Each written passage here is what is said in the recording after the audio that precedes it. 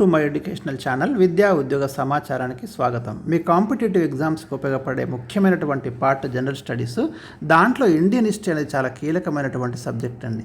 So Indian history నుంచి previous questions అయితే కొన్ని వీడియోలు మీకు అందించబోతున్నాను. మోస్ట్ ఇంపార్టెంట్ క్వశ్చన్స్ ఇవి ప్రతిసారి అడుగుతున్నాడు. సో అలా రిపీటెడ్గా వస్తున్నటువంటి ప్రశ్నల్ని ఐడెంటిఫై చేసి మీకైతే ఇవ్వడం జరుగుతుంది. ప్రతి ప్రశ్నకు కూడా మ్యాక్సిమం ఎక్స్ప్లెనేషన్ ఇస్తాను.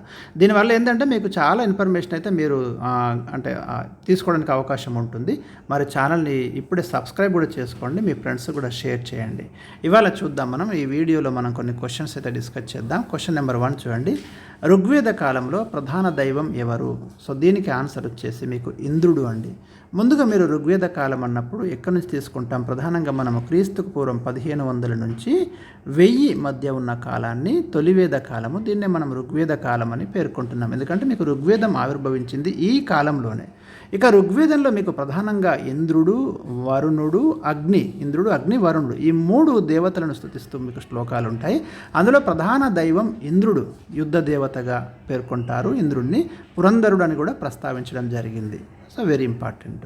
క్వశ్చన్ నెంబర్ 2 చూడండి. ఉపనిషత్తులు ఎన్ని? దీనికి ఆన్సర్ వచ్చేసి మీకు 108 ఉపనిషత్తులు ఉన్నాయి మనకి. ఉపనిషత్తులు అంటే ఇక్కడ శిష్యుడు గురువు దగ్గర కూర్చొని, గురువుకు సమీపంలో శిష్యుడు కూర్చొని అనేక ప్రశ్నలు అడుగుతాడు. మోక్షం విషయంలో కావచ్చు, ఆత్మ విషయంలో కావచ్చు, సృష్టి ఆవిర్భావం విషయంలో కావచ్చు, చాలా ఇలాంటి అంశాలకు సంబంధించి మరి శిష్యుడు అడిగే ప్రశ్నలకి గురువు చెప్పే సమాధానాలు మీకు అన్నీ కూడా ఉపనిషత్తులలో కనిపిస్తాయి. ఇందులో 10 ప్రధానమైనటువంటి ఉపనిషత్తులు ఉన్నాయి. ఈ 108లో మీకు సత్యమేవ జయతే అనే సూక్తి ఉంది కదా, మన ధర్మచక్రం కింద రాయబడి ఉంటుంది దేవనాగరి లిపిలో, జాతీయ చిహ్నంలో. ఈ సత్యమేవ జయతే అనే సూక్తి ముండకోపనిషత్తు నుంచి తీసుకోబడింది. అదేవిధంగా మీకు తమసోమ జ్యోతిర్గమయ అనేది బృహదారణ్యకోపనిషత్తు నుంచి తీసుకోబడింది. సో చాలా చాలా ఇంపార్టెంట్ ఉపనిషత్తులు. ఇక క్వశ్చన్ నెంబర్ 3 చూడండి. ఆది కావ్యం అని దేన్ని పిలుస్తారు? ఇది ప్రీవియస్ క్వశ్చన్. దీనికి రామాయణం అండి ఆన్సరు. ఎందుకంటే సంస్కృతంలో వాల్మీకి మొట్టమొదటిసారిగా రామాయణం అనేది రాస్తున్నాడు. దీన్ని ఆదికావ్యం అని పేర్కొంటున్నాం. తెలుగులో కనుక మీకు మొట్టమొదటి రామాయణం ఏది అంటే రంగనాథ రామాయణం అండి. తెలుగులో గోన బుద్ధారెడ్డి రచిస్తాడు. చాలా చాలా ఇంపార్టెంట్. రామాయణం ఒక ఇతిహాసం. మనకు 2 ఇతిహాసాలు ఉన్నాయి, మహాభారతం అండ్ రామాయణం. ఇక్కడ ఆదికావ్యం అంటే రామాయణం. Question number 4. జైనమత స్థాపకుడు వర్ధమాన మహావీరుడు ఏ సంవత్సరంలో జన్మించాడు? క్రీస్తుకు పూర్వం 540లో వర్ధమాన మహావీరుడు వైశాలి సమీపంలోని కుందా అనే గ్రామంలో జన్మించడం జరిగింది. Very important. నెక్స్ట్, మెగస్తనిస్ రచించిన ఇండికా గ్రంథం ఏ భాషలో రాయబడింది? దీనికి ఆన్సర్ వచ్చేసి గ్రీకు భాష అండి. మెగస్తనిస్ మీకు మౌర్యుల కాలంలో భారతదేశానికి రావడం జరిగింది. మౌర్య చంద్రగుప్తుడి కాలంలో మెగస్తనిస్ సెల్యూకస్ నికేటర్ గ్రీకు రాయభారిగా వస్తాడు. సెల్యూకస్ నికేటర్ రాయభారిగా ఇండియాకు రావడం జరిగింది. అతను ఇండికా అనే గ్రంథం రాస్తున్నాడు గ్రీకు భాషలో. ఈ గ్రంథంలో ఆనాడు మౌర్యుల యొక్క పాలన గురించి, మౌర్యుల యొక్క రాజకీయ వ్యవస్థ గురించి, ముఖ్యంగా భారతదేశంలో ఉన్నటువంటి సామాజిక వ్యవస్థ గురించి, ఇక్కడ 7 వర్గాలు ఉన్నాయి అని రాయడం జరిగింది. వెరీ ఇంపార్టెంట్ ఇండికా గ్రంథం. అయితే ఒరిజినల్ టెక్స్ట్ మనకి దొరకలేదు, కానీ ఇతర రచనలలో ఈ ప్రస్తావన కనిపిస్తుంది. దాని ఆధారంగా మెగస్తనిస్ ఇండికా రాసినట్టుగా మనం నిర్ధారించడం అనేది జరిగింది. నెక్స్ట్, గౌతమ బుద్ధుడు ఏ నగరంలో నిర్యాణం చెందినాడు? సో దీనికి ఆన్సర్ వచ్చేసి కుషినగర్ అండి. గౌతమ బుద్ధుడు మీకు క్రీస్తుకు పూర్వము 483లో 483లో నిర్వాణం చెందినాడు. దీన్నే మనం మహాపరినిర్వాణం అని కూడా పేర్కొంటాము. నెక్స్ట్, మౌర్య వంశంలో చివరి రాజు ఎవరు? బృహద్రథుడు. మౌర్య వంశంలో చిట్ట చివరి రాజు బృహద్రథుడు. మాళవికాగ్నిమిత్రం ఎవరు రచించారు? కాళిదాసు రచించినటువంటి రచన అండి మాళవికాగ్నిమిత్రం. ఇందులో అగ్నిమిత్రుడు మరియు మాళవిక మధ్య అయినటువంటి ఇతివృత్తం ప్రధానంగా మీకు కనిపిస్తుంది.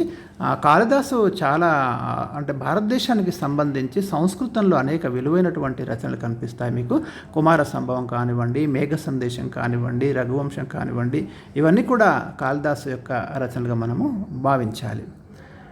వరాహమిహిరుడు రచించిన బృహత్ సంహిత దేనికి సంబంధించిన గ్రంథం? ఇది ఖగోళ శాస్త్రానికి సంబంధించిన గ్రంథం అండి. వరాహమిహిరుడు రచించిన బృహత్ సంహిత. బృహత్ కథ అని కూడా మీకు ఉంటుంది, ప్రాకృత భాషలో రాయబడింది. బృహత్ కథ రచించిందేమో గుణాఢ్యుడు అండి. అది మీకు శాతవాహనుల కాలంలో కనిపిస్తుంది. భారతదేశంలో ఖిల్జీ వంశాన్ని ఎవరు స్థాపించారు? జలాలుద్దీన్ ఖిల్జీ స్థాపిస్తాడు. బానిస వంశాన్ని అంతమొందించి ఖిల్జీ వంశ స్థాపకుడిగా జలాలుద్దీన్ ఖిల్జీని మనం చూస్తాము. మీకు ఢిల్లీని 1206 నుంచి 1526 వరకు 5 రాజవంశాలు పరిపాలిస్తాయి. బానిస వంశం, ఖిల్జీ వంశం, తుగ్లక్ వంశం, సయ్యద్ వంశం, లోడీ వంశం. దాంట్లో ఖిల్జీ వంశ స్థాపకుడు జలాలుద్దీన్ ఖిల్జీ. నెక్స్ట్, ఖ్వాజా మొయినుద్దీన్ చిస్తీ దర్గా భారతదేశంలో ఎక్కడ కలదు? అజ్మీర్ అండి, వెరీ ఇంపార్టెంట్. రాజస్థాన్లోని అజ్మీర్లో ఉంది. ఖ్వాజా మొయినుద్దీన్ చిస్తీ ఒక సూఫీ సన్యాసి, ప్రసిద్ధ సూఫీ మత బోధకుడు. భారతదేశంలో మొఘల్ వంశస్థాపకుడిగా ఎవరిని పేర్కొంటారు? Most important question. బాబర్ అండి. సెంట్రల్ ఏషియా నుంచి బాబరు మరి భారతదేశానికి రావడము 1526లో మీకు ఇబ్రహీం లోడీని ఓడించి బాబర్ భారతదేశంలో మొఘల్ సామ్రాజ్యాన్ని స్థాపిస్తున్నాడు. జహీరుద్దీన్ మహమ్మద్ బాబర్ అంటాము ఒరిజినల్ నేము. చాలా చాలా ఇంపార్టెంట్. దీన్ని మొదటి పానిపట్టు యుద్ధం అంటాం. హర్యానాలోని పానిపట్లో మీకు ఫస్ట్ వార్ అనేది జరుగుతుంది 1526లో. అప్పుడే మీకు లోడీ వంశం అంటే ఆల్మోస్ట్ ఆ ఢిల్లీ సుల్తాన్లు అంతమైపోయి ఇంకా మొఘల్ సామ్రాజ్యం ఈ సంవత్సరంలో ఏర్పాటు కావడం అనేది జరిగింది. తన రాజదర్బార్లో సంగీతం, నృత్యాలను రద్దు చేసిన మొఘల్ చక్రవర్తి ఎవరు? ఔరంగజేబ్ అండి. దీనికి ఆన్సర్ వచ్చేసి మొఘల్ వంశానికి చెందినటువంటి రాజు. సిక్కు మత స్థాపకుడు గురునానక్ జన్మస్థలం ఏది? 1469లో లాహోర్ జిల్లాలోని థల్వండిలో జన్మించడం జరిగింది గురునానక్, సిక్కు మత స్థాపకుడు. బెంగాల్ విభజనకు బాధ్యులు ఎవరు? దీనికి ఆన్సర్ వచ్చేసి లార్డ్ కర్జన్ అండి. 1905లో మరి పరిపాలన నెపంతో బెంగాల్ని 2గా విభజిస్తున్నామని పేర్కొంటారు బ్రిటిష్ వారు. కానీ భారతదేశంలో బెంగాల్ విభజనకు వ్యతిరేకంగా పెద్ద ఎత్తున ఉద్యమం మొదలైంది. ఆ ఉద్యమాన్ని మనం వందే మాతర ఉద్యమం అంటాం. దాంట్లో భాగంగానే స్వదేశీ మూమెంట్ కూడా మొదలైంది.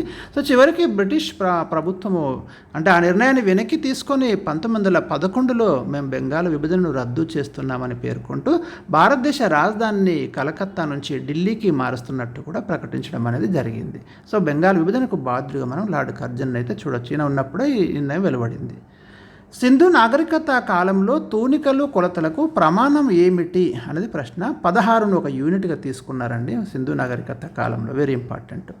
విమాన అనేది ఏ రాజవంశం కాలంలో ఆలయ నిర్మాణంలో భాగమైంది? చోళులు. మీకు సౌత్ ఇండియాలో చూస్తే ఆలయాల నిర్మాణ శైలి భిన్నంగా ఉంటుంది. దీన్ని ద్రావిడ శైలి అంటాము.